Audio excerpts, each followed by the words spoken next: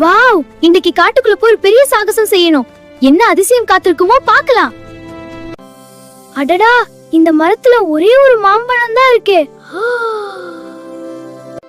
இந்த மாம்பழம் ரொம்ப விசித்திரமா இருக்கே. இது ஏதாவது மந்திரமா? நான் மந்திர மாம்பழம். நல்ல மனசுள்ளவர்களுக்கு மட்டும் நான் அதிசயம் செய்வேன்.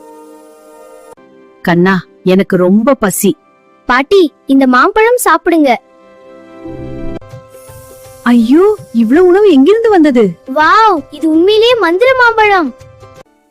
இந்த மாம்பழம் எனக்கு கிடைத்தா நான் உலகிலேயே பணக்காரனாகிடுவேன். ஹஹா, இப்போ இந்த மாம்பழம் என்னோடது. இனி எல்லா மந்திரமும் எனக்கு தான். பேராசைக்காரருக்கு மந்திரம் வேலை செய்யாது. ஐயோ, இது கல்லா மாறிட்டது. இந்த மாம்பழம் எல்லாருக்கும் உதவணும்.